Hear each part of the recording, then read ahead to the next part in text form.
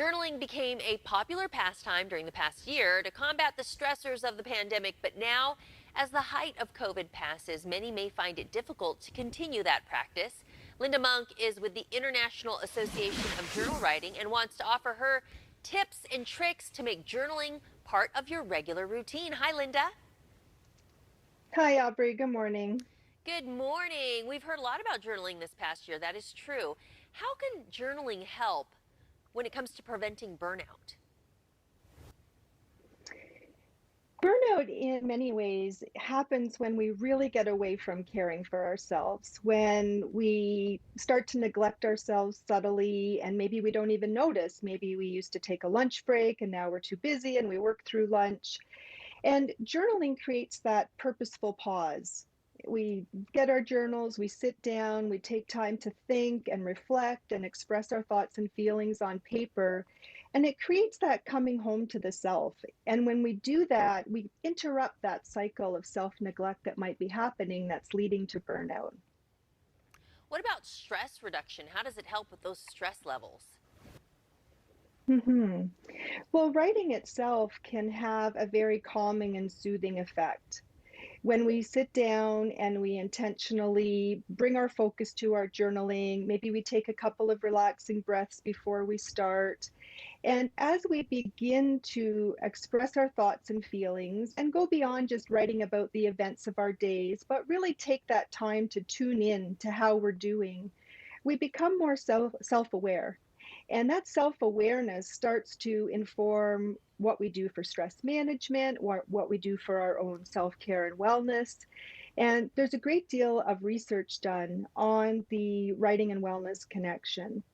So, for example, Dr. James Pennebaker and Dr. John Evans are among some of the researchers who have done studies that show when people take time to write about their stressors in particular, there's a healing quality to that.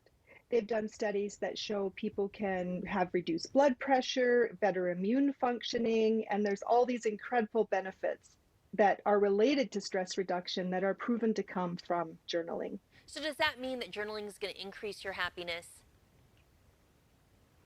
It can, especially when we write about what makes us happy.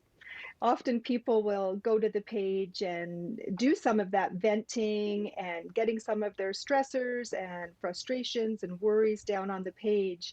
But it's not the only thing that we can do in our journals. We can write about memories that were happy for us. We can dream forward into hopes and dreams we have that bring about that positive mood. We can write about 5 things that made us happy in the last week, even small things. And what we focus on grows. That's true in our life, and it's also true in our journals. So we can cultivate our happiness by using our journals in lots of different ways, including writing about our happy experiences or the ones we hope to have. Can you give us any examples of how journaling may help people, de stress from work or maybe caregivers who are having a hard time? Yeah. And in COVID, we've seen so much extra stressors and so much change for so many people. And many people are turning to journaling to tap into their resilience, that ability to cope with disruptive change and stay hopefully functioning as best we can. So some of the ways are to uh, really go to the page with. Can you actually say your question again, Aubrey? Well, you know what? As you were talking, I did think, how do we make this actually a habit so that we keep doing it even beyond the Yeah, pandemic? yeah, because many people will journal during difficult times and then stop when things are going well. So one of the ways to form a habit is to really know what is your why? What do you want to get out of journaling? Is it less stress? Is it more happiness? Is it better wellness? Because our why will often keep us going back to the what. So know why you want to journal is the first thing. And secondly, have a journal nearby. Have it handy, have it where you see it. Maybe have it in your bag when you're out and about so you can really just capture these moments in your day to go to the page and make it a habit. The other is to, for people who really like structure and do well with that, is to have a specific time. Maybe you want to journal when you first wake up to set your intentions for the day, or perhaps you want to journal at the end of the day and write about what you're grateful for. Think about other ways you create habits. What are things you already do very regularly? And how can you borrow what you know about other habits that you have to support you to create the journaling habit?